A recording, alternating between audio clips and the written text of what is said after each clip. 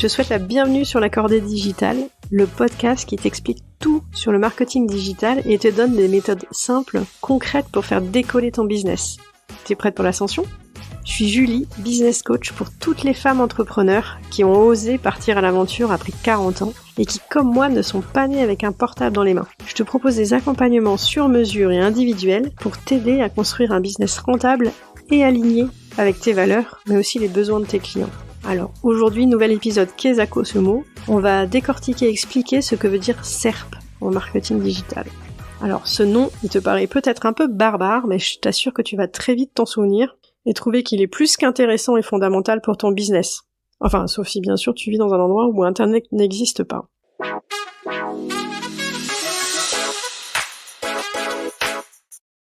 Alors commençons par le commencement. SERP, c'est l'acronyme anglophone de Search Engine Result Page. Bon, tu noteras au passage mon magnifique accent anglais. Alors ok, j'avoue que si je m'arrête là, c'est pas beaucoup plus clair. Bon, concrètement, c'est la page des résultats que Google, ou n'importe quel autre moteur de recherche, t'affiche selon le ou les mots que tu as inscrits dans ta barre de recherche. Bon, alors on va pas se mentir, dans le reste de cet épisode, je vais surtout te parler de Google. Et tu sais pourquoi ? Parce que Google pèse pour 91% des recherches. Et les 9% restants sont atomisés entre Bing, 5%, Yahoo, Quant, qui est le petit français éthique né en 2013. Donc tu vois, c'est surtout Google qui prend la place. Alors le but de cet épisode, c'est de t'aider en fait à déblayer un peu le terrain et commencer à y voir un peu plus clair sur le fonctionnement du SEO, donc du référencement naturel. Alors attention, c'est sûrement pas en un épisode que je vais t'expliquer comment devenir la reine du SEO, bien sûr. Comme d'hab, je pense qu'avant de s'engouffrer dans les détails techniques, et il y en a en SEO, je préfère que tu comprennes la logique, le pourquoi. Parce que si tu conserves ça en tête dans toutes les actions que tu vas pouvoir mener derrière, toutes ces actions-là auront 10 fois plus de sens, de logique, mais surtout d'efficacité.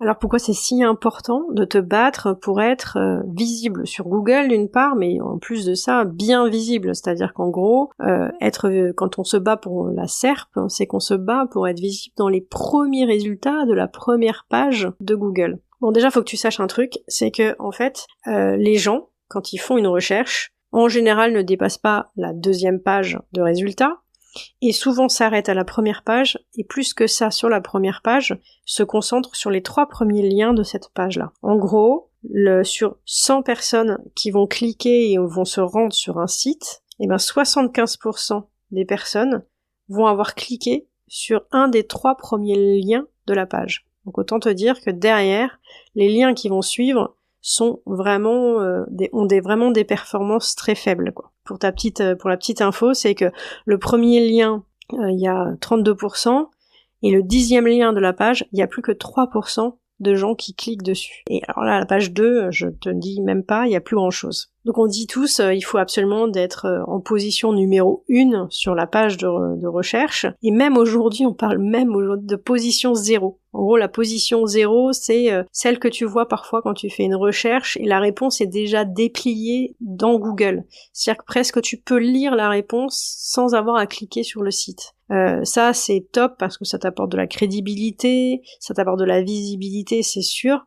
Et surtout, la position 0, c'est la seule qui sera demain valable pour les recherches vocales. Tu demandes à Alexa où trouver tel resto, Alexa va te sortir le premier résultat seulement. Il ne va te donner et te restituer qu'un seul résultat, qui sera celui de la position 0. Aujourd'hui, on se bat pour être dans les 3 premiers liens, mais presque demain, il faut déjà viser d'être dans la position 0, quoi. Mais franchement, est-ce que ces stats te choquent ? Parce que, perso, quand tu fais une recherche, ça t'arrive souvent de descendre ou de cliquer sur les liens après la 5e position. Ça t'arrive souvent d'aller sur la 2e page. Moi, je le fais, mais c'est très rare et c'est vraiment sur un sujet pointu quand je vois qu'effectivement, les premières réponses ne me conviennent pas. Mais ça reste quand même assez rare. Bon, si tu arrives à bien te positionner, du coup, tu draines gratuitement du trafic vers ton site internet. Du coup, t'as moins besoin de faire de la publicité, puis t'as moins besoin concrètement d'activer d'autres leviers. Même si je te raconterai dans un autre épisode qu'il faut pas que tu te dises non plus que t'as 100% de ton trafic qui vient du référencement naturel et de Google, parce que là aussi, gros danger, c'est que potentiellement un jour, Google peut changer son algorithme, peut te bannir, peut te punir sévèrement, et là tout d'un coup tu te retrouves à avoir perdu 100% de ton trafic, et je t'assure que pour revenir à un état normal, une fois que Google t'a puni ou t'a banni, tu peux mettre plusieurs mois, voire un peu plus d'un an, voire même encore plus. Donc évidemment, ne mets pas tes œufs tous dans le même panier, mais il y a quand même de sacrés avantages à fortement développer le levier du référencement naturel. C'est un levier qui est un très fort levier de notoriété et de crédibilité. Parce que si à chaque fois qu'un prospect tape une recherche autour d'un même besoin, comment choisir son vélo, c'est quoi le meilleur vélo électrique, il voit apparaître un lien de ton site, de ta marque, quelque part dans son inconscient, il va finir par se dire que tu pèses dans le game, quoi. Et que si à un moment, il commence à vouloir comparer plusieurs marques, plusieurs concurrents, il y a quand même forte chance que tu fasses partie de cette liste-là. Bon, donc c'est un très fort levier de recrutement. Et ça paraît logique, puisque la personne te découvre après avoir fait une recherche sur un mot, une question, une expression, du type vélo électrique, avocat droit des familles, orthophoniste, comment choisir sa solution d'emailing, des idées de cadeaux de fête des mères. Donc a priori, en faisant cette recherche, elle cherche à se renseigner mais n'a pas de marque en tête à ce moment-là. Sinon, elle aurait tapé Decathlon, MailerLite, Sephora, etc. Et donc en étant bien placée, t'as l'opportunité de les inciter à se rendre sur ton profil LinkedIn, sur ton podcast ou bien sûr sur ton site internet. Et du coup, tu fais rentrer plein de monde dans ton tunnel de vente. Alors bien sûr, à ce stade, ce sont des observateurs, ils se baladent, donc il faudra que tu trouves des solutions pour les convertir, évidemment. Et tout le job, reste à faire ensuite, pour les convaincre d'aller plus loin dans la découverte de ton site, de t'acheter, mais non, ça c'est une autre histoire et on en reparlera dans un autre épisode.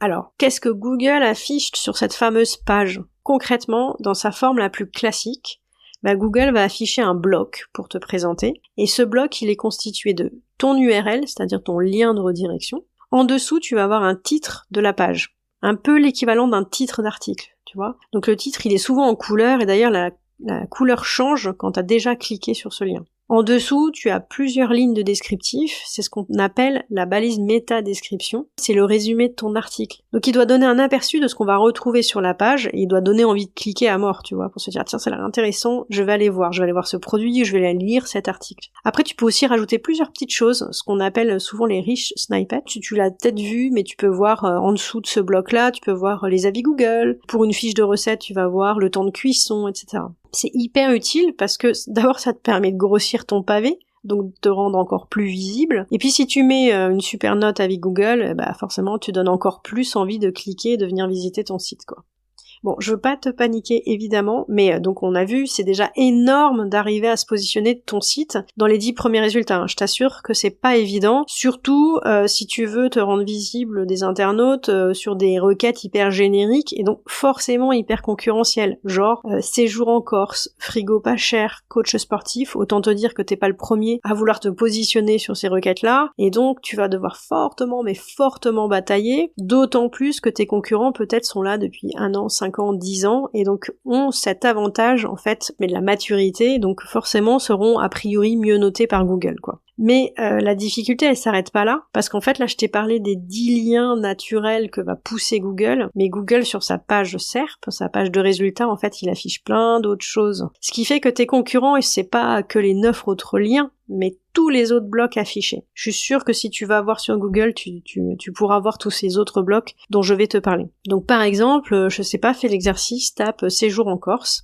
Bon, t'auras peut-être pas les mêmes résultats que moi, parce qu'en fait, tu sais, Google adapte les retours à tes précédents comportements. Il y a fort à parier que tu vas d'abord, tout en haut, tomber sur un bloc d'annonces de publicité Google, ce qu'on appelle le référencement payant. Tu les reconnais parce qu'en fait, il y a marqué annonce devant. Donc les blocs d'annonces référencement payant sont bien sûr tes premiers concurrents. parce qu'ils sont plus visibles, ils sont tout en haut. Et parfois les gens font pas gaffe, ils ont l'impression que c'est un retour naturel, alors que c'est un retour sponsorisé. Donc ça veut pas dire que c'est le résultat le plus pertinent, ça veut dire que c'est celui qui a payé le plus cher pour être tout en haut. Ensuite, tu peux aussi avoir un bloc d'annonces de type Google Shopping, ou là en l'occurrence pour mon exemple Séjour Corse, des blocs Google Travel ou Google Flight. Dans d'autres cas de figure, par exemple si tu tapes c'est quoi la serre ou mort de Charles de Gaulle, tu vas avoir aussi un autre bloc dont je te parlais tout à l'heure qui est la position 0 dépliée avec la réponse. Donc on va dire qu'en plus le bloc est déplié, il prend vachement de place sur la page, donc toi, même si t'es en lien numéro 4 ou 5, bah tu n'es pas visible tant que la personne n'a pas défilé avec la souris, donc n'a pas scrollé pour aller plus bas dans la page. Tu peux aussi avoir un bloc central ou sur la colonne de droite qui te renvoie vers une page officielle de type Wikipédia. Donc ça tu les vois souvent, c'est des blocs qui sont dans un filet, donc là aussi c'est déjà développé, donc ça prend plus de place. Après si tu fais une recherche locale, genre tu tapes coiffeur Levallois, là tu vas avoir aussi un pavé au milieu de la page ou à droite avec une carte et en dessous tu vas avoir des liens qui te renvoient vers la fiche des différents établissements identifiés. Donc retiens bien d'ailleurs ce mot de la fiche d'établissement qui est la fiche Google My Business, parce que c'est un point qui est super important, et d'ailleurs je consacrerai un épisode sur ce point parce que c'est crucial, surtout si tu as une boutique ou un business local. Puis tu peux avoir plein d'autres blocs. T'as Google qui peut te pousser des listes de vidéos sur le sujet, et demain, et je l'espère, il y aura la même chose sur les podcasts. Google, il peut aussi te pousser un bloc en plein milieu des résultats de type « Voici les autres questions posées ». T'as dû déjà voir ça. Donc, tu comprends bien qu'en fait, avec tout ce que je t'ai décrit, alors tous les blocs supplémentaires que je viens de te décrire, ils sont pas tous sur la même page, évidemment. Mais autant te dire que quand il affiche des annonces, un bloc avec la carte, les autres questions posées, en fait, finalement, il affiche pas 10 liens naturels, en fait, sur la première page. Il va peut-être en afficher que 4, tu vois. Et comme personne va sur la page 2, bah autant te dire que ton challenge, c'est d'être présent sur les 3 premiers liens, sinon finalement t'es pas visible.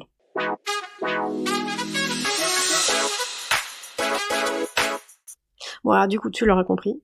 Du coup, l'énorme enjeu, c'est de se positionner dans les 3 premiers liens naturels pour avoir une chance d'émerger sur les recherches fondamentales de ton business, d'accord, et pour attirer tes clients. On verra dans un prochain épisode comment tu choisis justement efficacement et concrètement sur quels mots-clés tu veux te positionner, tu veux te battre. Alors sur quels critères Google se base pour choisir l'ordre d'apparition des liens?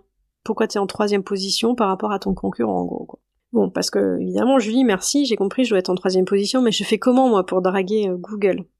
Et c'est quand même l'énorme boîte noire, le top secret, plus top secret que la formule de Coca qui est quand même bien gardée. Et puis aussi il faut que tu saches que l'algorithme il change toutes les semaines, enfin hyper régulièrement, quoi. Donc comment je fais, quoi?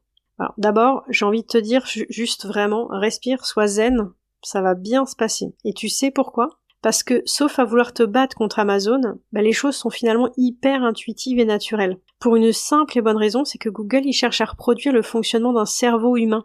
En gros, celui de ton pote qui te recommanderait plutôt d'aller dans tel ou tel resto. Donc, je m'explique. Prends souvent cet exemple-là. Genre, t'arrives à Montpellier, ton pote Rémi, qui habite là, il est pas là pour faire le guide, mais bon, tu l'appelles et tu lui demandes conseil. Tu vas aller au resto avec tes enfants demain soir, sachant que t'as pas de voiture et que t'es dans tel quartier. Que va faire Rémi pour t'aider à choisir? Rémi, c'est Google. Le premier grand critère, c'est il va choisir le resto sur la base de la carte, parce qu'il sait qu'il y a un menu enfant, des pizzas, que c'est ton budget, que ça correspond à tes goûts. En gros, le premier critère pour Rémi, et donc Google, c'est le contenu et sa pertinence par rapport à ta recherche, par rapport à qui tu es. Après, deuxième critère, il va choisir le resto qui est ouvert le jour J, et puis qui est a priori à moins de 500 mètres de ton hôtel, parce que sinon c'est compliqué. Donc en gros, le deuxième critère, c'est l'accessibilité. Si je ramène ça à ton propre business, c'est l'accessibilité de ton site, la performance technique de ton site. Troisième critère, il va choisir un resto qu'il a déjà testé et qu'il a apprécié, ou bien un resto qu'il a pas testé mais que ses meilleurs potes lui ont chaudement recommandé, ou parce qu'il sait qu'il y a des bonnes critiques. Donc troisième critère, c'est sa popularité. Alors si j'arrête mon exemple de resto et que je l'applique à ton site internet, Google il va fouiller de partout, il va analyser ton site pour déterminer en 1, si ton contenu est pertinent par rapport à la recherche de l'internaute. En 2, si ton site il est correctement accessible. Que les images et les textes ils s'affichent super vite. Est-ce que je peux regarder en version mobile? Petite parenthèse, si t'as pas de site version mobile aujourd'hui, clairement, c'est le critère presque numéro 1 de Google, donc il va forcément te défavoriser. Mais aussi, est-ce que le code de langage de développement utilisé, il est propre et il respecte les normes web? Troisième critère, Enfin, voir si ton site il est populaire. Mais comment il juge ça? Eh bien, comme le ferait ton ami, en fait, en regardant si on parle beaucoup de ton site. Combien d'autres sites extérieurs parlent de ton entreprise et renvoient vers ton site? C'est ce qu'on appelle les liens externes ou les backlinks. Plus t'as un grand nombre de liens extérieurs qui pointent vers ton site, plus Google va juger que ton site semble évidemment pertinent, mais surtout populaire, quoi. Et sur chacun des 3 grands critères, en fait, il va te donner une note globale. Et meilleure est ta note, tu le comprends, plus haut tu seras dans la page de SERP. Bon, évidemment, tout ce que je te raconte là, c'est extrêmement simplifié, mais l'important c'est que tu comprennes, quoi, que si tu fais quelque chose de naturellement pertinent, accessible et attirant pour tes clients, a priori, tu iras dans le sens de Google. Alors après, bien sûr, dans un environnement qui est particulièrement concurrentiel, il faudra que tu boostes, ou dit autrement, il faudra que tu dragues lourdement Google. Alors attention, sans aller jusqu'au harcèlement, parce que pour pas te faire pénaliser et pas te faire mettre au placard par Google. Il existe après des techniques pour doper ta qualité SEO de référencement naturel. On en reparlera sûrement, et d'ailleurs j'inviterai probablement un expert pour nous expliquer tout ça. Mais garde en tête que déjà, sois rassuré sur le fait que si tu ne connais pas le SEO, si tu fais quelque chose d'intelligent, de pertinent pour tes clients, déjà tu pars sur de très très bonnes bases. Bon, je te propose de reparler de tout ça dans les détails sur les techniques un peu plus poussées, et on ira évidemment sur chacun des 3 volets que sont le contenu et la pertinence, l'accessibilité et le respect technique, et puis du coup la popularité.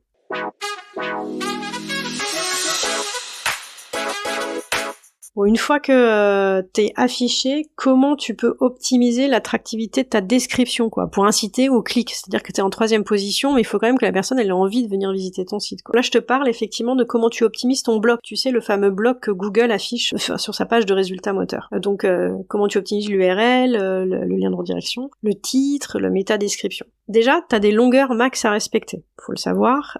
Donc le titre, il doit pas dépasser, il doit être entre 55 et 65 caractères maximum. Pour la métadescription, donc le petit laïus de résumé, on va dire, de ton article ou de ta page, ça doit pas faire plus de 155-160 caractères. Okay, je te le dis ça parce qu'en fait, tout ce que tu écriras derrière ne servira pas, et en tout cas, ne sera pas visible par l'internaute sur la page de retour moteur de Google. Ensuite, il faut impérativement que le mot-clé sur lequel tu veux te positionner, exemple vélo électrique, soit présent dans le titre de ta page. Et d'ailleurs, mieux vaut qu'il soit en début de ton titre pour lui donner tout le poids possible. Tu peux aussi rajouter ce mot-clé dans ta métadescription, ça coûte rien. Et dans la métadescription, justement, tu peux aussi rajouter d'autres mots-clés. C'est des mots qui font partie de cet univers, qui sont un peu dans le même champ lexical. Par exemple, autour de vélo électrique, tu vas pouvoir ajouter des éléments comme autonomie, rouler, moteur, pédale. Tu peux aussi écrire vélo électrique au singulier, pluriel, avec ou sans accent. Bref. Bon, attention, faut pas que ça fasse listing de mots-clés truffés, tu vois, parce que toujours dans le même principe, Google va commencer à se dire que tu fais des trucs qui sont pas très naturels et pour le draguer lui, mais que c'est pas très bon pour l'internaute. Donc ça, il aime pas trop, il faut pas aller trop loin, mais dans un descriptif qui paraît naturel et intuitif, fais en sorte quand même que de rajouter des mots qui font partie du champ lexical de l'univers de ton marché. Et puis oublie pas en fait que tu dois pas séduire que Google, encore une fois, tu dois séduire ta cible. Donc en gros, ton titre, il doit être hyper court, il doit être simple, accrocheur et hyper vendeur. Il doit retenir l'attention, il doit interpeller. Tu peux appeler à l'action aussi, ou tu peux poser aussi une question interpellante. En gros, tout d'un coup, on doit s'arrêter, quoi. Et dans ta métadescription, tu dois aussi faire du teasing sur le contenu de ta page. Genre un peu la bande-annonce d'un film. Tu dois lister les arguments principaux qui feraient choisir plutôt ton site que celui d'un concurrent. Tu vois, par exemple, tu vends un produit, tu vas mettre livraison offerte, stock disponible, durée d'autonomie de la batterie, possibilité de paiement en 3 fois, élu produit de l'année. Tu vois, des choses comme ça, en fait, qui vont un peu retenir l'attention et se dire « Ah, j'hésite dès la page de Google, j'hésite entre à visiter le site A ou le site B. Tiens, celui-là, rien que dans les arguments produits, il me paraît plus intéressant, je vais d'abord cliquer sur celui-ci. » Et puis aussi, tu peux rajouter un appel à l'action, réserve dès maintenant, prends rendez-vous, demande une démo, etc. C'est vraiment la métadescription qui va inciter au clic et à la visite sur ton site. Ça, c'est sur le fond. Mais sur la forme aussi, n'hésite pas à utiliser des majuscules, même sur les mots en milieu de phrase. ça accroche le regard. Tu peux utiliser des points d'exclamation, tu peux utiliser des chiffres du type dans le titre 7 bonnes raisons de passer au vélo électrique. Utilise des séparateurs comme le tiret, la touche du 6, le pipe, tu sais, la barre verticale, etc., etc. Fais en sorte de rythmer ton titre et ta métadescription pour pas que ça fasse définition du dico Robert et que les personnes en fait ne soient pas dans une démarche active et un peu incitative à la visite ou à l'achat. Bon, petit conseil avant de se quitter vraiment. Rappelle-toi quelle est ta cible et quels sont ces mots aussi, les arguments qui sont les plus convaincants. C'est vraiment à ce moment-là qu'il faut aussi que tu les utilises. Et puis regarde aussi tes concurrents pour voir quels arguments ils utilisent dans leur titre et dans le métadescription pour faire en sorte que tu puisses te différencier si par hasard tu vois vos annonces sont l'une en dessous de l'autre, quoi. Bon voilà, on arrive à la fin de cet épisode. Ce que tu dois retenir, c'est que le référencement naturel, il est indispensable à ton business. Vraiment. Qu'il faut se battre pour bien se positionner, c'est-à-dire qu'il faut vraiment que sur les mots-clés principaux de ton business, c'est-à-dire les mots-clés qui drainent le plus de trafic vers ton site internet et qui sont les plus populaires, c'est-à-dire les mots-clés qui sont les plus recherchés dans ton marché, il faut que tu sois bien positionné, il faut que tu arrives, en page 1, et idéalement dans les 3 premiers résultats. Mais pas de panique encore une fois, pour tes débuts, s'il te plaît, garde en tête que si tu fais des choses qui ont du sens pour tes clients, tu iras aussi dans le sens de Google. Et n'oublie pas que tu as la main sur ce que Google restitue de ton site sur sa page SERP. L'URL, le titre, la métadescription. Tu as sûrement un module SEO type Yoast sur WordPress qui te permet de prendre la main sur tous ces éléments-là. Vraiment, si fouille sur le back-office, l'interface d'administration de ton site, tu dois forcément avoir ce module-là, où tu peux évidemment le télécharger et rajouter ce plugin, ou demande à ton webmaster qui a fait ton site. Normalement, il devrait l'avoir mis automatiquement. Parfois, il peut y avoir des oublis, surtout si tu as réalisé ton site il y a un certain temps. Mais c'est important, tu as la main pour faire tous ces éléments-là et les mettre à ta sauce.